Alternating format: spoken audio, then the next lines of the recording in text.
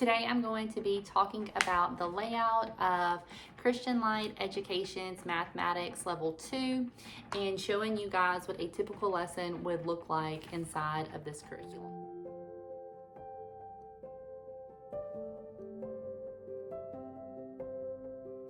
So hi, welcome. If you're new here, my name is Haley. I'm a homeschooling mama to 3 boys, 2 who are actually homeschool age. The youngest is only a couple months old.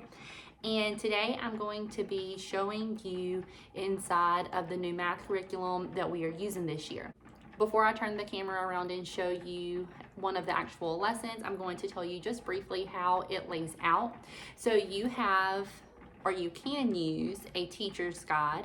So for the level 2, you have a teacher's guide that covers the first 5 light units, and then there is a second teacher's guide for the next 5 units in that grade level. You may or may not choose to get the teacher's guide. There's not a whole lot of information in here as far as teaching the lessons. The majority of what is in here is already in the light unit as far as teaching the lessons, but you do have your answer keys in here. So if there's ever a problem in there that you're not 100% sure on what they're asking, maybe they word the problem different or something like that, for the most part for level 2 it's pretty straightforward, but you do have the answer key in here. Whenever I'm saying light units, what I'm referring to are these little books like this. So each grade level is laid out into 10 separate light units. Within each one of those light units, you have 17 different lessons. Of those 17 lessons, 13 are actual lessons with new teaching concepts. The other 4 are reviews and tests. So you have 2 quizzes, 1 review day, and then 1 test day. Now, if you find that your child doesn't need the quizzes or the review day before the testing, or you don't want to utilize the test at all, of course that's optional, and therefore you would only have 13 lessons in each one of these light units.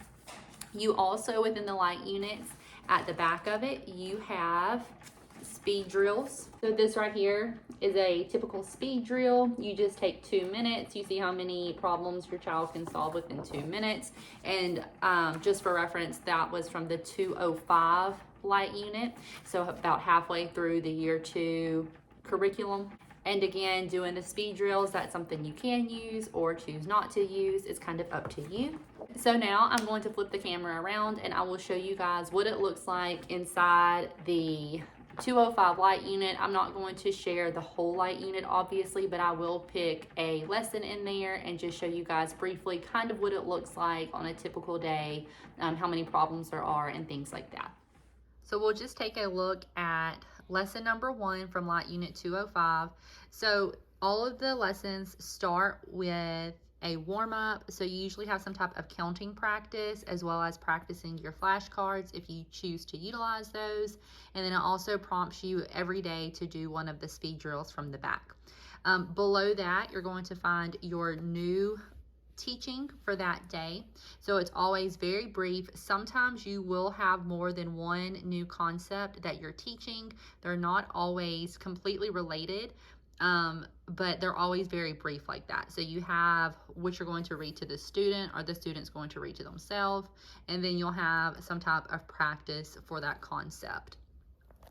So in this day, you have, instead of 2 new concepts, you have something that you're reviewing from last year. So something from the Math 1, that's what this means over here. So this is something that your child would have learned last year in CLE's Math 1, and you will just review that concept. And then you usually, in this particular grade level, have some type of fact focus practice. If you're not doing like 2 new concepts, they'll throw in some fact focus just because your child is trying to nail down those addition and subtraction facts. So below that, that's what you have, is just some more fact. And then you're going to move into the We Remember section. So this is your review section. Now, you're going to notice that it is quite long every day. So this is where your judgment as a parent is going to come in on if you want your child to review every one of these concepts, or if you're just going to be picking certain concepts that the child has not mastered to review. So we have a little bit of everything. You have some word problems, you have some greater than, less than, equal to, you have double digit and multi-factor or multi-addend problems. You have some regrouping practice in there. Again, some fact work with the number 9, some money work, identifying number sentences, some more money work over here. This allows your child to practice writing the equations themselves and then solving. You have recognizing some like number recognition here, before and after.